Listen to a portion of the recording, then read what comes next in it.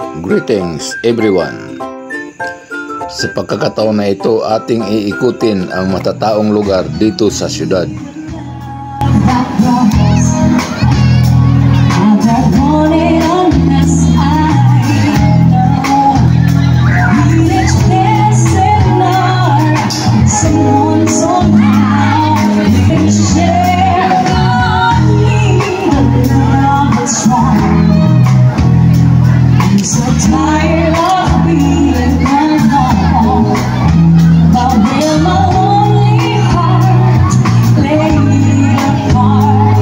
Dito naman tayo sa Barangay Divisoria sa tapat ng bus terminal. Ating aalamin ang kaganapan sa gabi at ating napagmamasdan kabilaan ang liwanag ng mga ilaw. Kaya sa gabi, pinupuntahan ito ng karamihan. At nandito tayo ngayon sa taas ng flyover na dadaanan lang ng mga tao. At kitang-kita natin ang nagaganap sa ibaba. Sa itaas, malawak ang sakop ng iyong paningin. Mayroon namang kalalakihan at kababaihan na aliw sa pagsasayaw.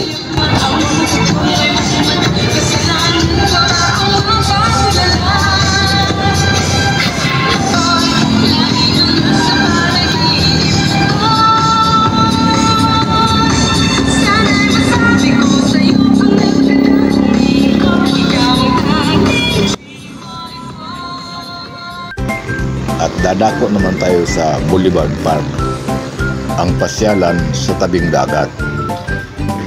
At pinupuntahan din ito ng karamihan tuwing gabi. Maliban sa pulis na umiikot din ang mga security guard. May mga kababaihan naman na aliw sa pagsasayaw.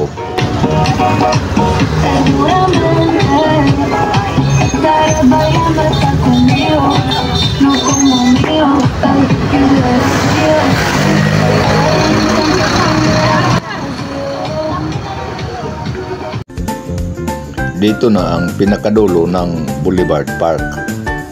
Isang kainan. May mga misa at mga upuan at nakabakod ito. Dito naman tayo ng dating headquarters ng PRO9 na madaling mapansin sa lugar. Ang tapat nito, ang kalsada papasok ng Pantalan. Ganon din, may mga tao at maliwanag ang lugar. May nagpapahangin at ang iba naman pauwi na. At kitang-kita pa rin natin ang mga ilaw ng Boulevard Park. Nandito na naman tayo sa intersection ng Gobernador Camin's Avenue at Barangay Canilar and Santa Maria. At kitang-kita natin bukas pa ang mga establishment sa lugar, kaya maliwanag. Dito sa crossing ng Gobernador Camin's Avenue between Barangay Santa Maria and Canilar Barangay, may malapit na karinderya na ang specialty nito panindang bulalo na karning baka, kaya pinupuntahan ng karamihan. At hanggang dito na lang. Salamat sa panonood at abala. And God bless us.